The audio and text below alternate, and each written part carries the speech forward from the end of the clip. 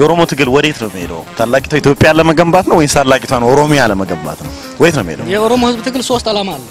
አንዱ ዓላማ ኢኮኖሚያዊ እንደምታውቀው የራሱ ኢኮኖሚ ያለው የለማ መሬት ላይ ያለው ህዝብ ነው። ሆኖም ግን ከድሮም ሆነ ዛሬ ከዛ ኢኮኖሚ የበይ ተመልካች ሆኖ የሚሰደድበት የሚታሰርበት የሚሰቃይበት ከመሬቱ የሚፈናቀልበት ማህበረሰብ ነው። የመጀመሪያው በራሱ ኢኮኖሚ ላይ ባለቤት የመሆን ጥያቄ ነው።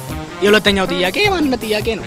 ኦሮሞ ህዝብ የራሱ ታሪክ አለው፣ የራሱ ማንነት አለው፣ የራሱ ቋንቋ አለው፣ የራሱ ታሪክ አለው፣ የራሱ ስልጣኔ ያለው ማህበረሰብ ነው። በዛ ስልጣኔ በራሱ ስርዓት በራሱ ሀገር ላይ በማንነቱ በራሱ ስርዓት መተዳደር ይፈልጋል።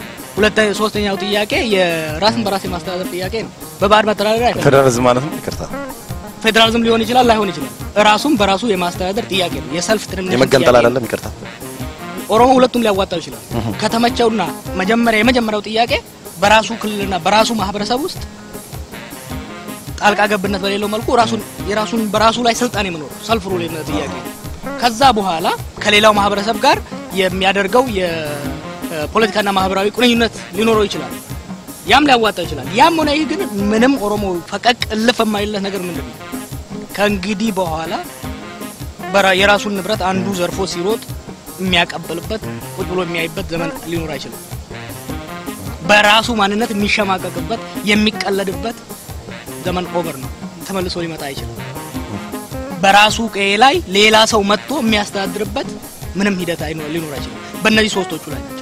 እነዚህ ሶስቱ ከተረጋገጡ በኋላ ከሌላው ግሬተር ኢትዮጵያ ብቻ አይደለም ግሬተር አፍሪካንም ሊገነባ የሚያስችለው ውስጣዊ ፖለቲካዊ ማህበራዊና ታሪካዊ ብቃት አለ።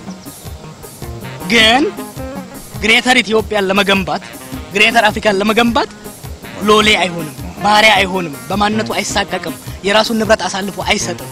ማንንም ሰው ቢሆን ከራሱ አልፎ በራሱ መቃብር ላይ ቤት አይሰራም። ለመኖሪያ ነው ቤቱን የሚሰራው። ራሱ እየኖረ ነው እንጂ ቤት የሚሰራው ለራሱ ውጪ ዝናብ እየዘነበበት ሌላ ሰው ቤት አይሰራም። ስለዚህ የኦሮሞ ህዝብ ትግል መጀመሪያ የራሱን ጥቅም የማስጠበቅ የራሱን ማንነት የመከላከል የራሱን ከማንኛውም የውስጣዊና ውጫዊ ጥቃት የመከላከል ነው።